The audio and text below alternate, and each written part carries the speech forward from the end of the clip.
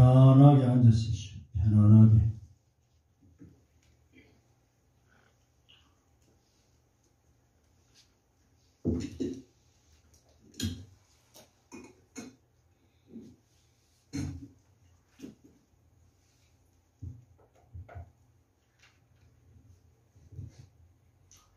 참선자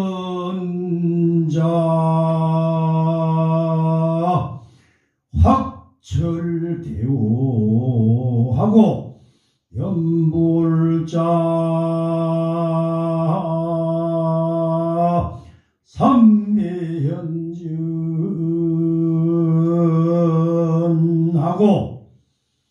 강경자 해안 통두하며 주력자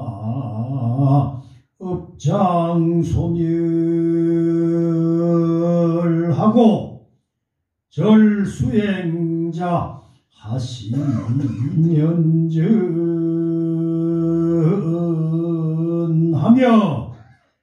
불사자 공덕 정장 할지니라나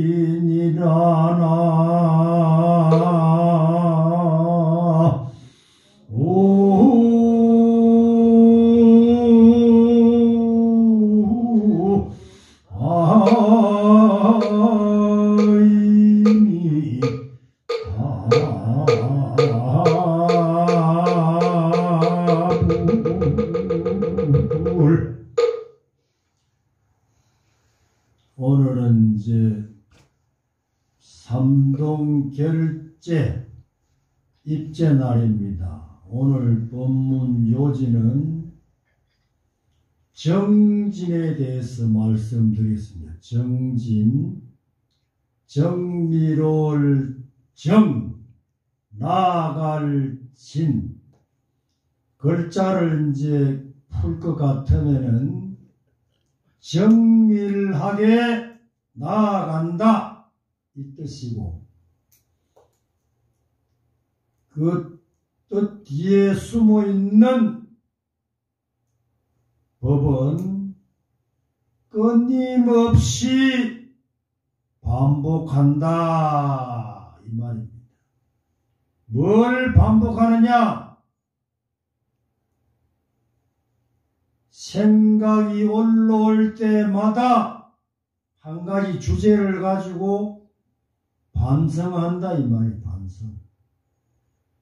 그러면 그 생각이 자라지를 못해.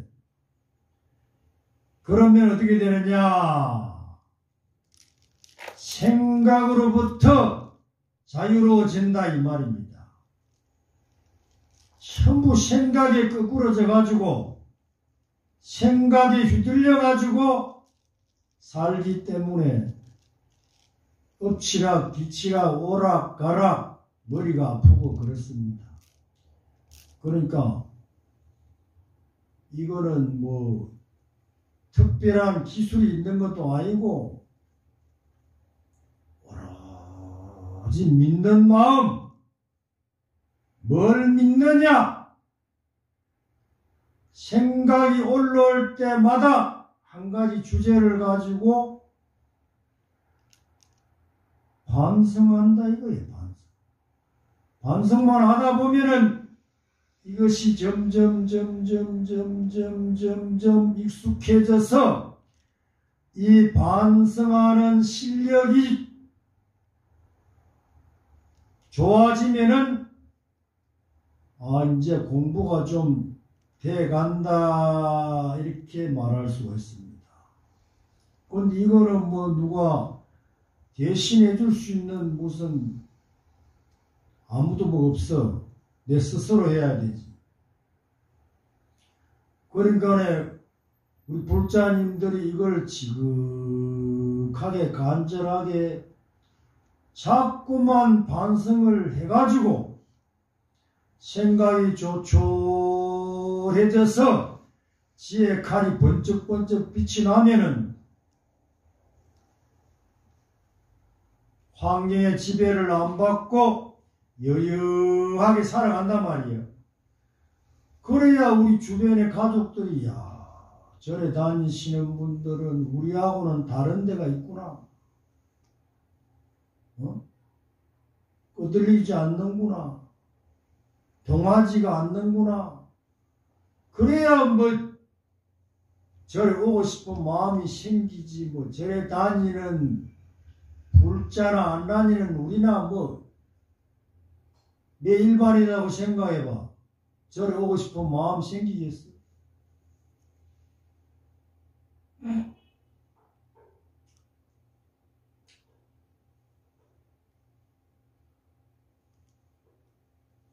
정진은 정밀하게 나아간다는 뜻이다. 다시 말하자면 보통 때와는 달리 용명스럽게 공부한다는 뜻으로 생각하면 틀림이 없을 것이다. 그래서 오늘은 결제 정진에 들어가기 앞서서 정진에 임하는 요령을 6가지로 구분해서 차례로 말해 두고자 한다. 이거 여러 번 한 법문인데 또 그동안 내가 이제 먹었지 싶어가지고 다시 반복하는 거예요.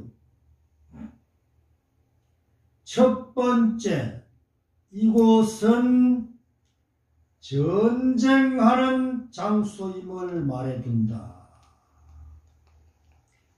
누구나 여기는 절이고 절은 수도하는 장소라고 알 수가 있다.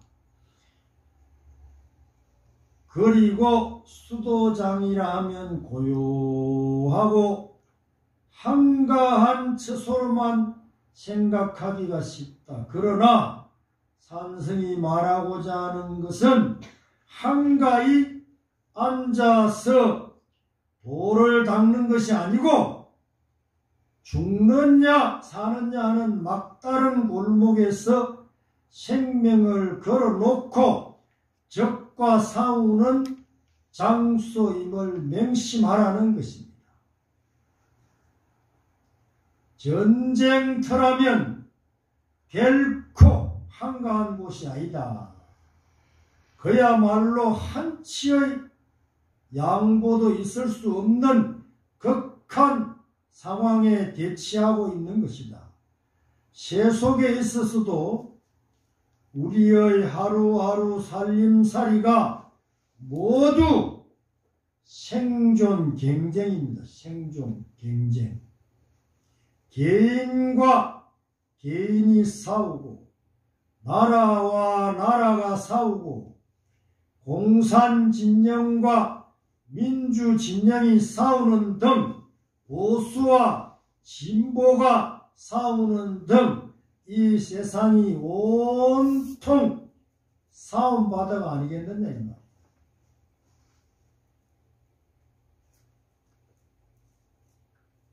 그래서 싸움을 피해 고요한 산중에 가서 돌을 닦는다고 하는데 그것은 잘못된 생각이다.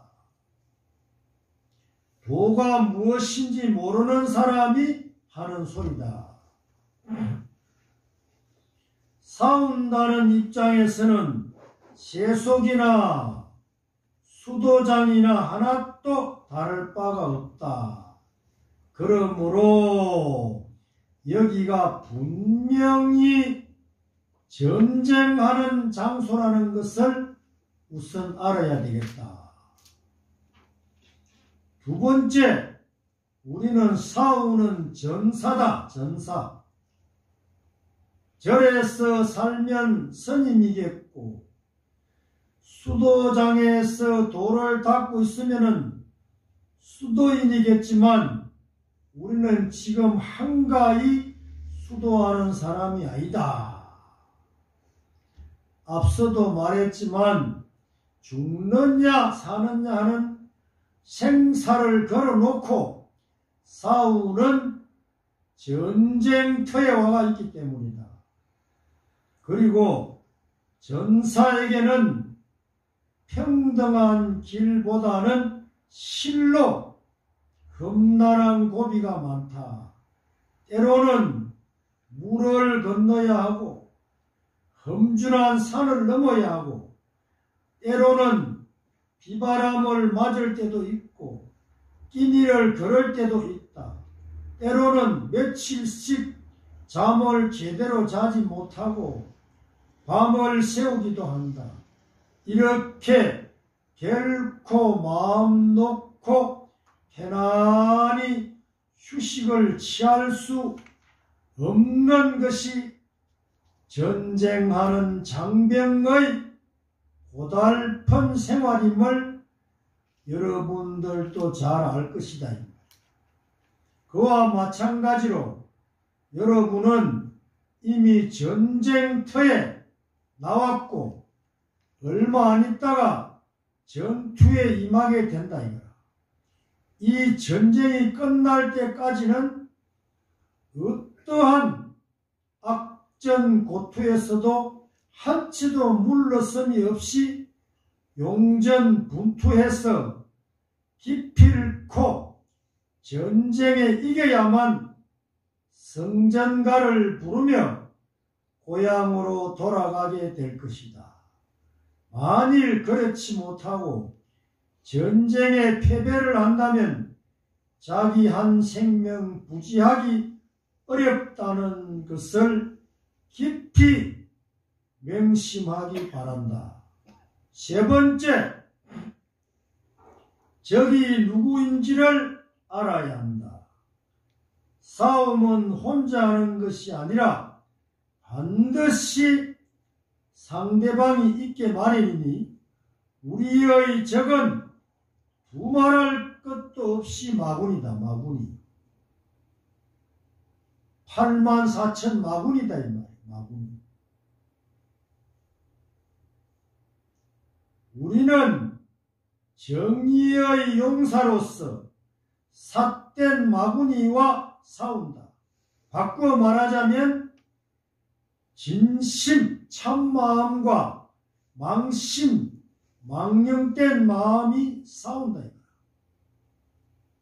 날마다 싸우고 있어.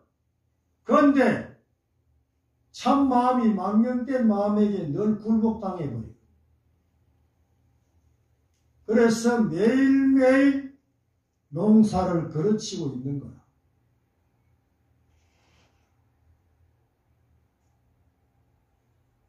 흔히들 정의는 강하고 부정의는 약하다고 생각하나 결코 그렇지가 않다. 불의 또한 정의 못지않게 강할 뿐만 아니라 경우에 따라서는 그 세력이 정의보다 훨씬 강할 때가 있다는 것을 알아야 한다. 그런데 한 가지 특별한 것은 우리의 적이 밖에 있는 것이 아니고 바로 내 안에 있다는 점이다. 내 안에. 그리고 내 안에 있는 적은 뭡니까? 내 안에 있는 적이 뭐요? 어이? 뭐라고노? 육건이요, 육건. 눈, 귀, 코, 혀, 몸뚱이, 의식. 이것이 바로 내 안에 있는 적이라. 이 6가지가 적이 되는 이유는 눈으로는 보는 것이 있었어. 보는 대로 나를 끌고 가고, 귀로는 듣는 것이 있었어. 듣는 대로 나를 끌고 가고, 코로는 냄새를 맡기 때문에 냄새 맡는 대로 나를 끌고 가고, 혀로는 맛을, 몸뚱아리로는 부딪히는 감촉을, 생각은 분별하는 의식이 있어서 여러 가지 생각을 일으켜 내 마음을 잡아가 버립니다. 오늘 이제 확실히 알았죠? 적이 어디 있다고? 마음 같은 소리 안에 6건이라고 금방 읽어줬더니 금방 저렇게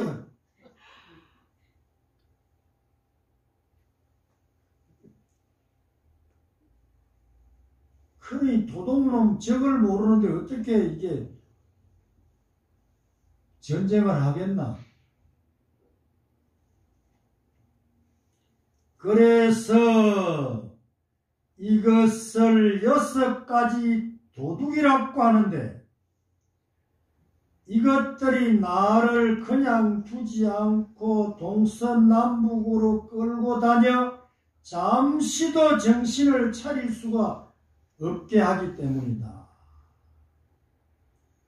하루에도 10,000번 나고 10,000번 죽는 생사의 고통을 받으면서 윤회를 면치 못하게 하는 장본인이 바로 이것이니 참으로 무서운 도둑이 아닐 수가 없다. 이 6건이 새끼를 자꾸 쳐가지고 84,000가지로 쳐놓은 것이 84,000번뇌라. 그리 이게 보통 이게 도둑놈이에요. 이게 알았어요? 84,000번뇌는 이 6건이 새끼를 쳐놓은 거다. 그럼 오늘부터 어떻게 해야 되겠어? 눈을 절복시키고 귀를 절복시키고 코를 절복시키고 혓바닥을 절복시키고 몸뚱아리를 절복시키고 의식을 절복시켜서 이놈을 부리고 살면 그때부터는 한가해져 버리는 거라. 그 달에 다닐 일이 없다 이 말이야.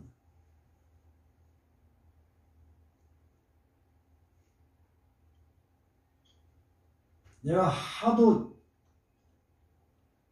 목이 따갑고 시라리고 가래가 나와버렸어. 내 어저께 아침에 요 동안그 결제 법문만 좀 할 수 있도록 사무실 재불보살님 좀 도와주시오네.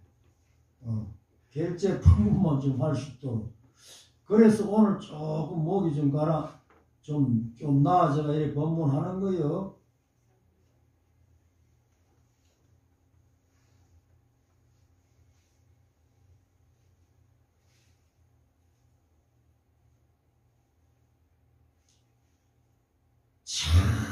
참으로 무서운 도둑이 아닐 수가 없다.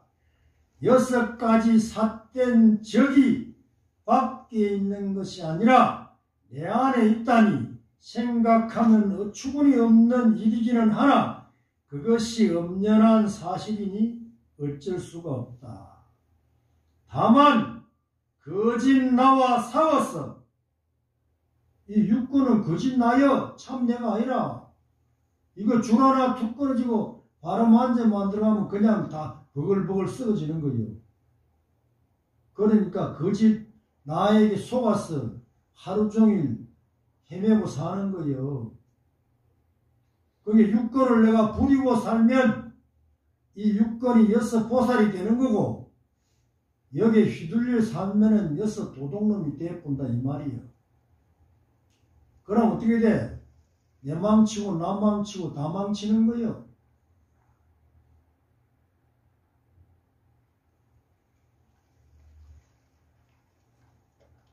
다만 거짓 나와 싸워서 이겨야겠는데 적이 차라리 안에 있지 않고 바깥에 있다면 전황에 따라서는 다소 완만하게 싸울 수도 있고 서로 협의해서 휴전을 한다거나 적당한 선에서 평화조약을 맺고 종전을 할 수도 있을 거다 이 말이야. 그러나 내 안에 있는 이 적은 조금도 틈을 두지 않고 시간과 장소도 가리지 않고 사방팔방으로 나를 잡아가고 생명을 끊으려고 하니 잠시도 마음을 놓을 수가 없다.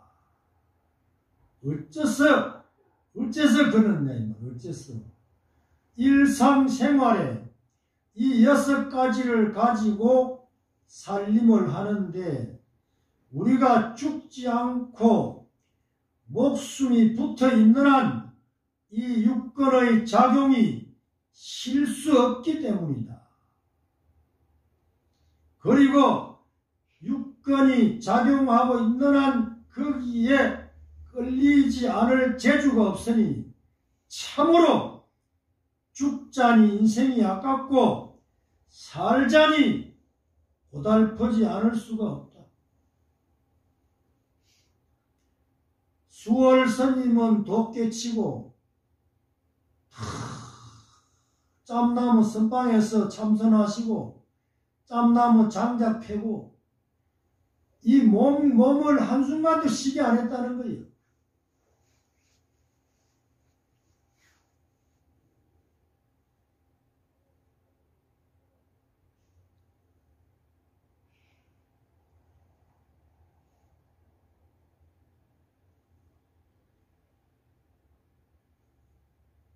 그래서 안에 있는 도둑이 밖에 있는 도둑보다 훨씬 무섭다는 것입니다. 그 다음 4번째, 싸우는 목적. 전쟁에는 반드시 목적이 있는데 우리가 전쟁하는 목적은 한마디로 말해서 잘 살기 위해서다. 그러면 어떻게 살아야 잘 사는 것인가를 먼저 생각해 봐야 되겠다. 여러 가지 자질구레한 조건이 많겠으나 우선 크게 간추려 보면 첫째, 부족한 것이 없어야겠고 둘째로 아무런 속박이 없이 자유자재해야 할 것이다. 무엇이든지 마음대로 할 수 있어야 비로소 잘 사는 사람이라고 할 것이다. 앞서도 말했듯이 우리는 이 6가지 마구니에게 속박이 되어 자유가 없다. 그리고 욕심은 한량이 없어서 만족할 줄을 모른다. 탐내고 성내고 기뻐하고 슬퍼하는 등 우리가 바라지 않으면서도 자기도 모르는 사이에 그것들에게 지배된 채 제 뜻대로 살지 못하고 기쁘고 성질나고 두렵고 즐거움의 노예, 희노애락의 노예 노릇을 하고 엎치락 뒤치락 하고 산다 이 말이에요. 그러니 잘 살자면 눈과 싸워서 눈을 항복받고 기와 싸워서 기를 항복받고 나아가 육근을 모두 항복받아서 거짓 나를 부수고 참 나를 찾아야 한다.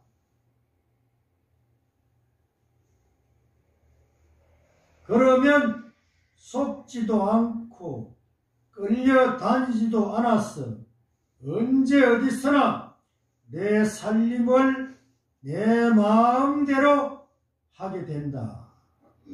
그러므로 거짓, 괴뢰도당, 욕망, 관념, 자아, 생각 이걸 괴뢰도당이라고 이름을 붙였어요.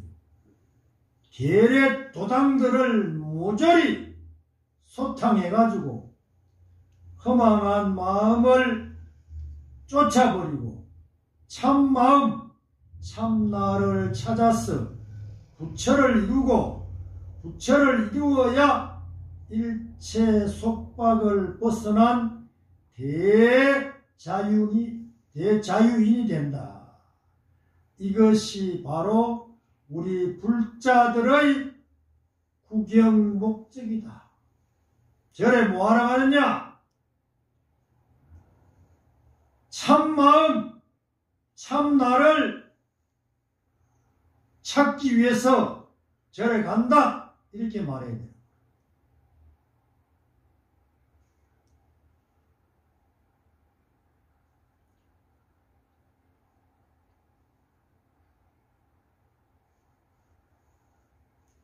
이렇게 속박에서 벗어나면 자연히 부족한 것도 없을 것이다. 만일 부족한 것이 있다면 아직 속박에서 해방되었다고 말할 수가 없다.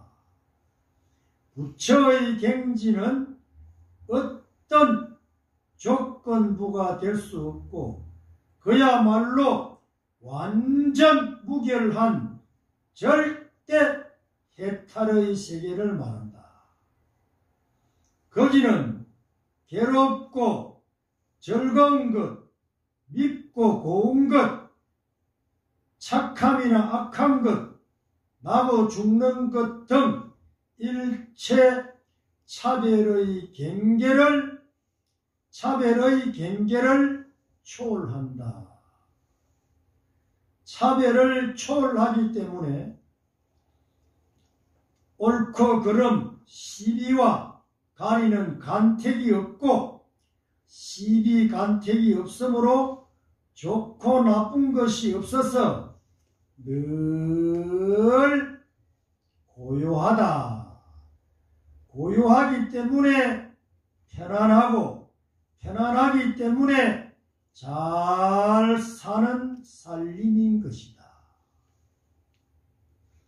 이와 같이 우리는 가장 행복한 인생을 살기 위해서 전쟁을 하지 않을 수가 없다. 다섯 번째, 전쟁의 무기다. 무기. 전쟁을 맨손으로는 할 수가 없다. 무기가 필요하다.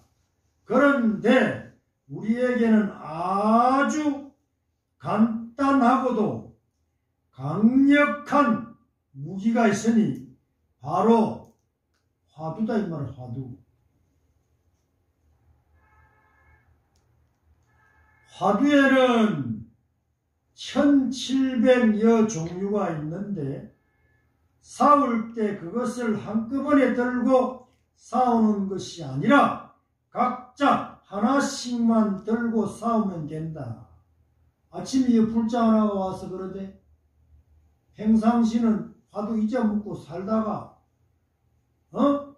아침에 눈 딱 뜨면은 이먹고 어째서 물어 있는 거 이렇게 나온대. 그러니까 두 가지를 하는구만. 한 가지만 해야 되는데.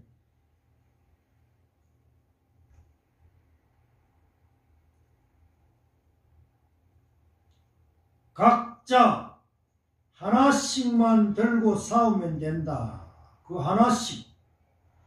동산수초선사께 학인이 물었어. 어떤 것이 부처입니까? 물으니까 삼석언이다. 이게 삼석언 화두예요. 부처를 물었는데 왜 삼석언이라 하느냐 이 말. 삼석언이 부처예요?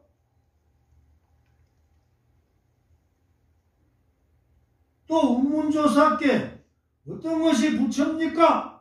물으니까 호떡이다. 연내려면 호떡 팔지? 호떡이 부처야? 그럼 먹어보면 되겠네 가서.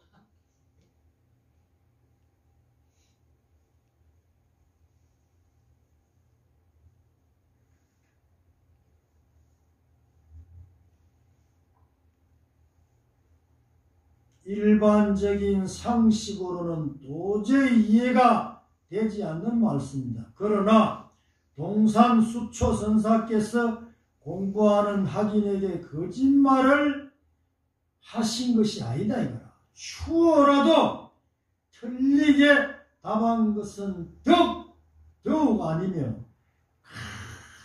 가장 친절하게 가장 정확하게 일러준 것이요.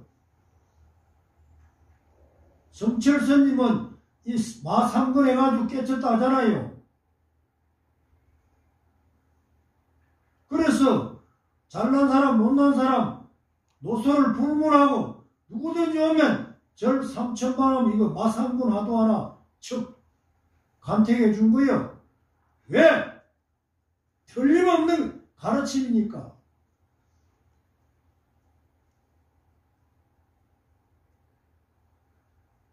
또 조주라는 아주 고불 얼마나 유명한 스님인지 애꽃자 부처불자라 고불이라 그랬어. 조주 스님께 학인이 물었다.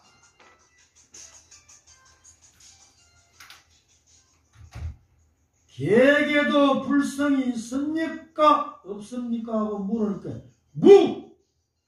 그랬단 말이야.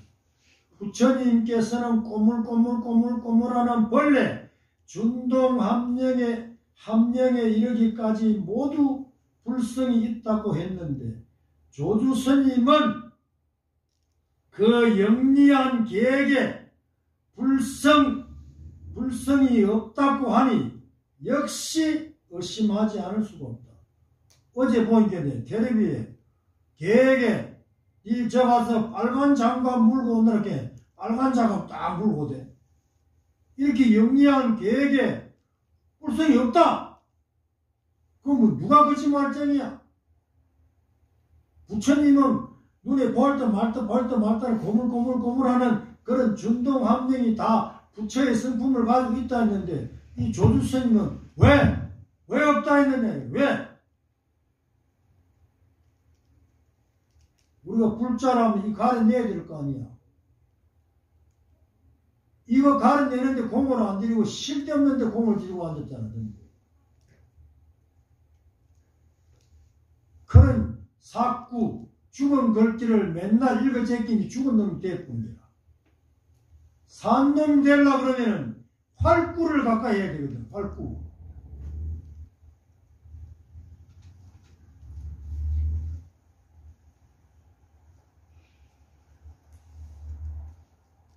이것이 무자화두다. 그 밖에도 여러분들이 알고 있는 뜰 앞에 잠나무, 마른 똥막대기, 벌레 맨목, 이먹고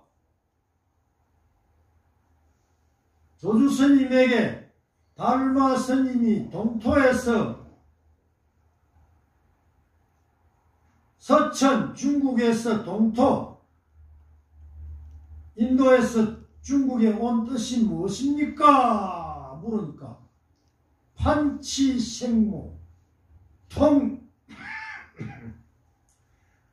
이빨에 털이 났다. 이게 판치생모거든. 이게 활구야. 그 활구를 자꾸 가까이 해야 되거든. 아니 달마 스님이 인도에서 동토 중국에 온 뜻이 뭐냐고 물었겠네. 판치생모 통 이빨에 털이 났다. 이거 참말로 세상천지 이거는 팔만 대장경에 없는 소리거든. 이런 활구 하나 참 간택해가지고 어째서 판치생모라 했는고. 모든 해답은 어디에 있느냐? 문처에 있어. 문처에. 묻는 그곳이 있는 거라. 묻는 그곳에.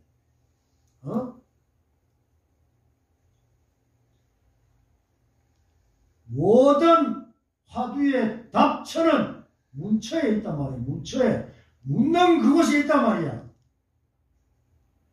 그게 뭐 화두 공부가 그렇게 어려운 것도 아니에요. 쉬운 것도 아니지만.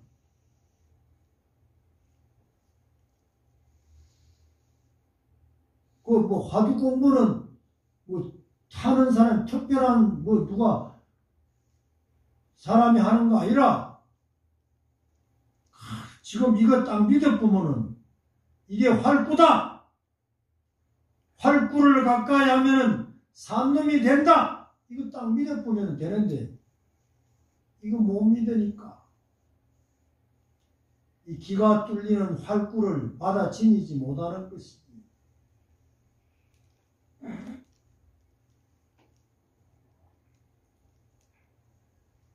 모든 화두가 무기인데 그 가운데서 각자 들고 있는 자기 화두 하나만 가지고 싸우면 된다 이거예요.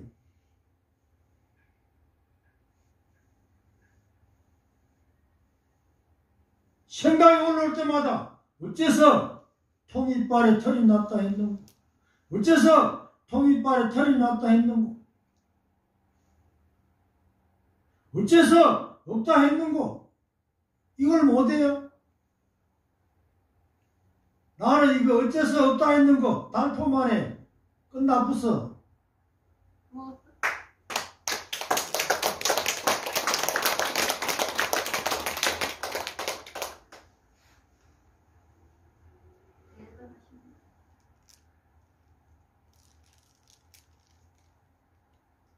그런데 조심해야 할 것은 그 화두라는 무기는 잠시도 놓쳐서는 안 된다. 마치 닭이 알을 품듯이, 고양이가 쥐를 잡듯이 언제 어디 쓰고 화두를 생각하는 외에 다른 망상을 해서는 적에게 당하고 만다. 이 오랜만에 내가 옛날에 저 경주 근천에 살 때 텐마루에 딱 있는데 쥐가 쥐구멍으로 들어갔어.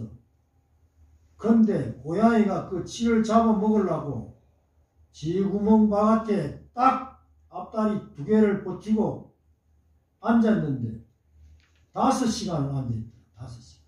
나도 5시간 그 쥐구멍 들여다보고 5시간 딱 지나게 탁 나온 게 딱 잡아채는 거야. 그때 나는 이미 알았어. 바로 저것이구나.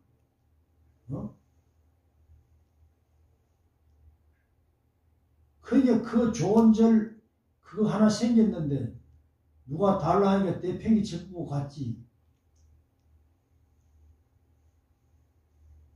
그걸 좀 생각하란 말이여. 고양이가 쥐를 잡아먹어야 살잖아. 5시간 안 기다리면 굶어 죽는 거요.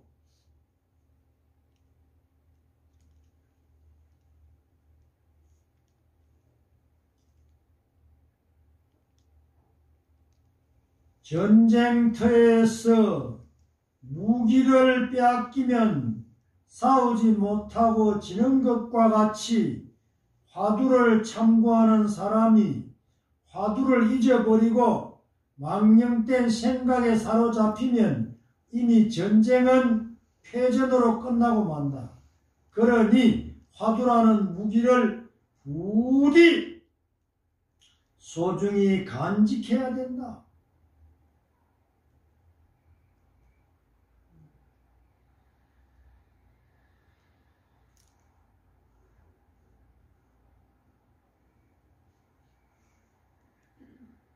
법무 재미가 없어? 아니요. 정신이 번쩍 나야지 이게.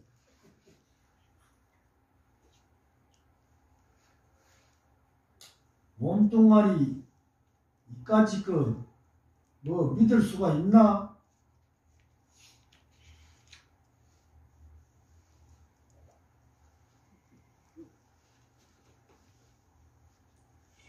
여섯째는 전쟁의 방법이다. 우리는 전쟁터에 나온 전사가 되었고 전쟁의 목적이 확실하고 적이 누구인지도 알았고 또 각자가 전쟁의 무기도 하나씩 들었다. 이제 직접 싸우는 일만 남았는데 그러면 어떻게 싸워야 할까요? 전쟁에는 여러 가지 방법이 있다. 공중전, 비행기로 싸우는 공중전이 있고 바다에서 싸우는 해전이 있고 지상전이 있고 구체적으로는 폭격을 한다든지 함포 사격을 한다든지 대포를 쏜다든지 돌격전을 한다든지 각양각색의 방법을 쓴다. 다소 느린 싸움이 있는가 하면 아주 다급한 싸움도 있는데 우리가 하는 전쟁은 여유 있는 전쟁이 아니고 아주 절박한 백병전에 처해 있다는 것을 알아야 한다. 백병전이란 적과 적이 맞붙어서 육박전을 하는 양상을 말한다. 대포나 총을 쏠 계를도 없고 다만 당금을 뽑아들고 직접 적과 맞붙어서 적을 찔러 쓰러뜨리고 내가 살든지 아니면 적의 칼에 내가 넘어지는 막다른 지경에 도달한 상황이다. 여기에 이르러 무엇보다도 긴요한 것은 철통 같은 정신무장이다. 지금 러시아하고 우크라이나가 전쟁하고 있는데 부모 잘 못 만난 자녀들은 벌써 죽었어. 부모가 지혜가 부족하고 참을성이 부족하고 견디는 힘이 부족하고 억제력이 부족한 부모 만나보면 피난 가다가 죽어보는 거야. 살 놈은 다 살게 돼 있어. 무슨 짓을 해도 죽을 놈은 피난 가도 죽는 거예요. 안 죽어. 아니 죽는 거는 마음대로 안 돼. 그런데 언제 우리가 저런 상황이 앞에 올지도 모르잖아.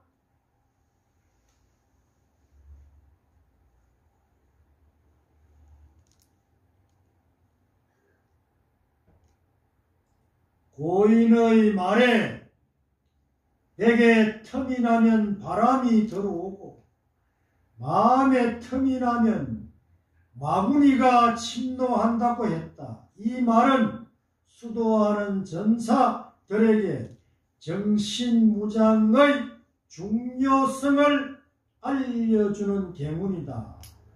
앞서는 우리의 적이 눈, 귀, 코, 혀, 몸, 뜻 6가지라고 했지만 그놈이 자꾸 새끼를 치고 쳐서 필경에는 84,000의 마구니가 된다. 이 84,000의 적이 잠시도 쉬지 않고 우리의 생명을 노리고 있다. 잠깐이라도 방심을 하면 언제 잡아가는지도 모르게 번개같이 내 생명을 앗아가 버린다. 그러므로 1초 1각이라도 틈을 줄 수가 없다. 검도하는 사람의 말에 신검일녀라는 말이 있는데 칼과 몸이 하나가 되어야 비로소 검을 자유자재하게 쓰게 된다. 그와 같이 화두하는 사람은 화두와 내가 하나가 되어야 한다. 즉 몸과 마음이 하나가 되어야 한다 이 말이야. 근데 몸 따로 마음 따로 놀잖아.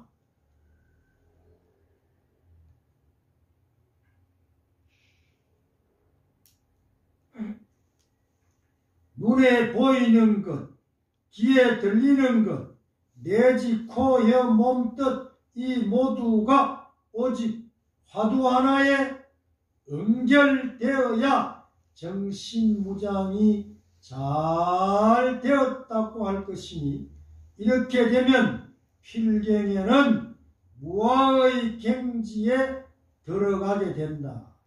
지금 생명을 걸어놓고 싸우는 전사가 고향 생각을 한다거나 부모 생각을 한다거나 부처님 경전을 연상한다거나 조사어력을 들추고 있다가는 목숨이 100개 1000개라도 붙어 있지 못한다.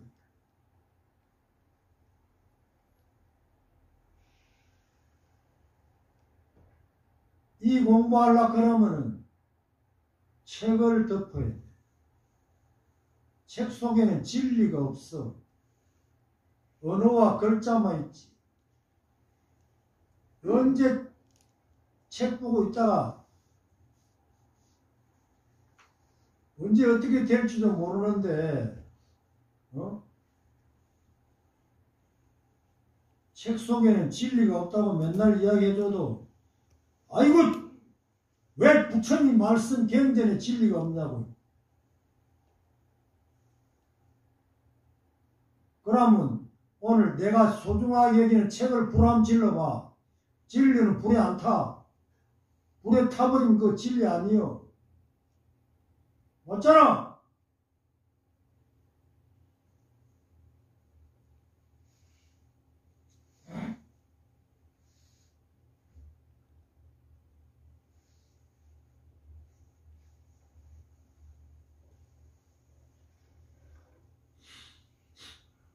이 백병전은 결코 한가한 전쟁이 아니다.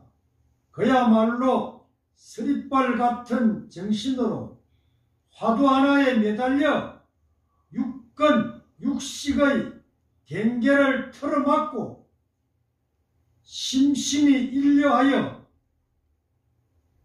한 생각이 만년 가도록 뚫고 나아가야 한다. 고산에 불자 한 분 이렇게 일념이 되었어. 화두 일념이 됐대. 놓을래야 놓을 수가 없고 안 할래야 안 할 수가 없고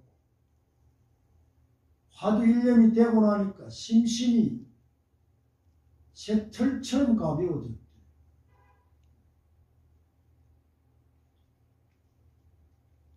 그러니 이걸 누가 대신 좀 해줄 수 있으면 너무 좋겠는데.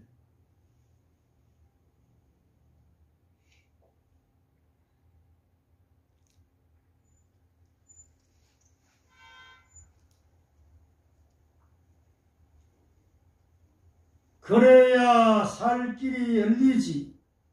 그렇지 못하면 도저히 승리를 바랄 수가 없다.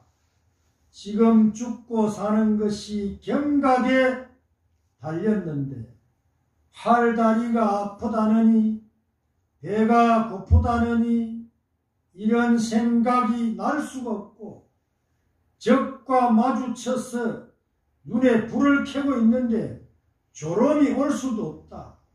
필경에는 싸운다는 생각까지도 잊어버린 무아의 경지에 들었을 때 완전 무결하게 정신무장이 되고 그와 같이 무장이 튼튼하면 천하강적이라도 틈을 엿볼 수가 없을 터인즉 그리 되면 전쟁에 틀림없이 이길 것은 맹맹백백한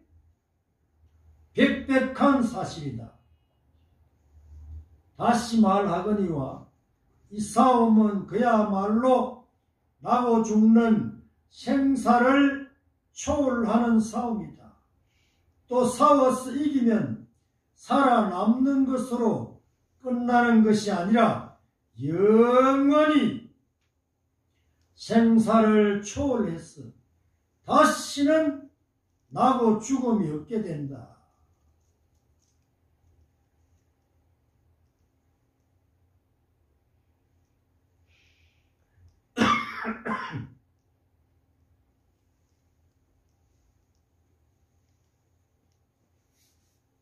생각이 끊어진 자리를 한번 체험을 해봐야 되는데 태어나서 죽을 때까지 한순간도 생각이 안 끊어지네.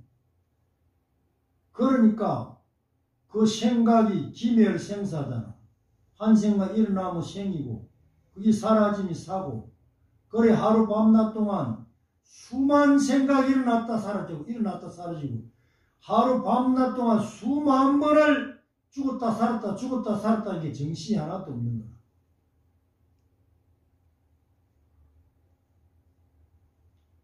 그러니까 그 생각이 그게 공부거리고 악마 아니에요? 생각이 안 올라오면 공부할 게 없어.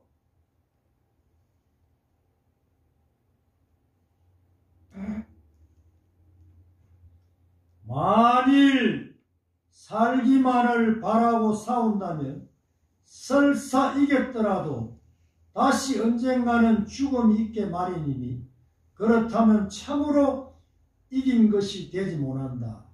이 전쟁의 목적은 생사뿐만 아니라 일체를 초월해서 대해탈을 얻어 대자유인이 되는 데 있는 것이다.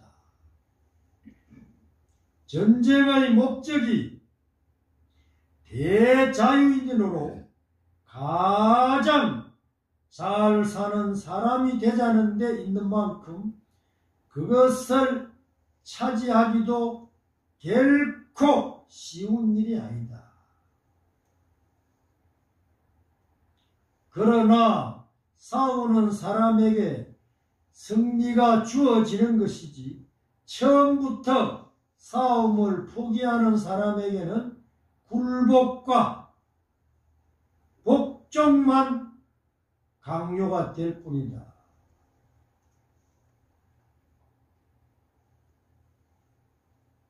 지금 당장 생각의 주체, 법신을 정득해가지고 법신이 살아가면은 바로 대자유 대탈이요. 그런데 어째요?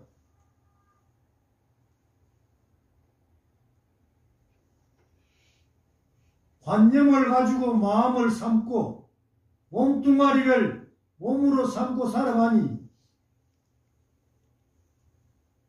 한순간도 자유가 없는 거예요.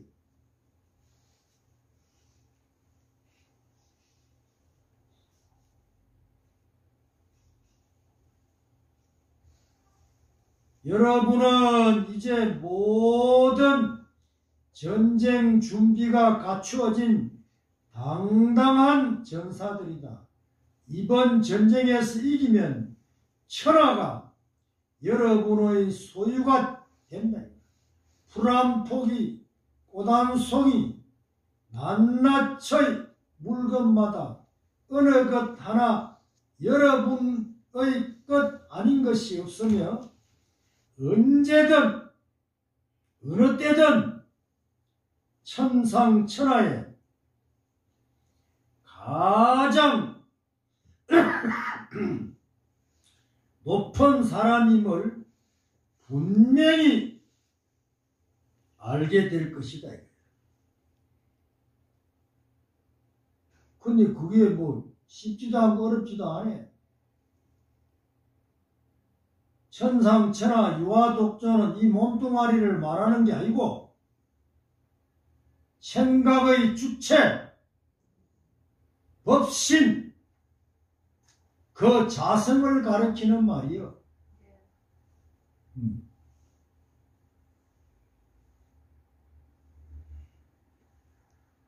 내가 늘 말씀드리잖아요. 우리가 심의 식정, 마음 심자는 본심을 말하고 의는 생각을 말하고 식은 아르마리, 아는 체하는 마음, 그걸 말하고 정은 인정사정을 말한다. 의식정은 거짓이고 그 마음심자, 그게 우리가 말하는 참마음, 법신, 자성, 불성, 그놈을 되찾아가지고 그놈이 살아가면 바로 대자유, 대해탈인이 되는데 그놈을 그만 내팽개 쳐보고 하루 종일 살아가는 게 생각, 아르마리, 인정사정, 그놈이 살아가니까 쓸데없이 바쁘고 오늘 법회인데 법회를 그냥 동안급 법회를 너무 쉽게 생각해.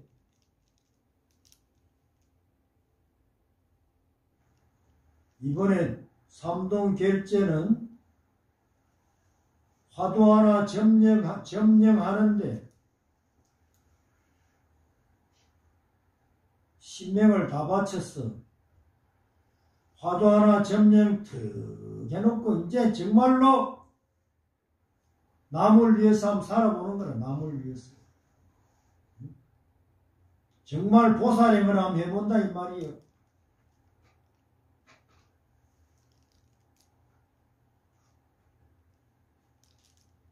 천상천하 유화독존이라는 말은 입으로는 늘 내뱉고 있지만 천상천하 유화독존이 어디 저 하늘에 있어요? 책 속에 있어? 땅 속에 있어?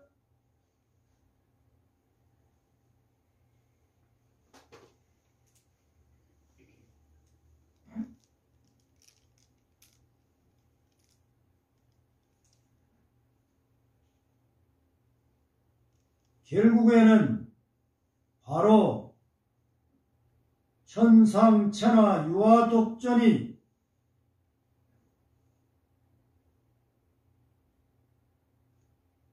우리가 말하는 생각의 주체,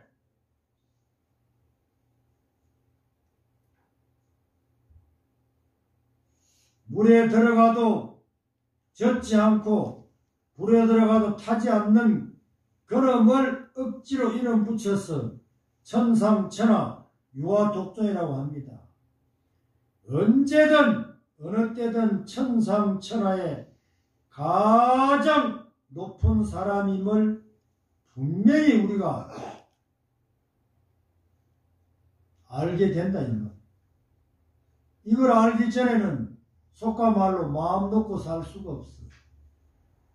산성은 여러분들 앞에 그것을 분명히 단언하는 바이니 분발해서 정진에 매진하여 주기를 간절한 마음으로 당부를 드립니다.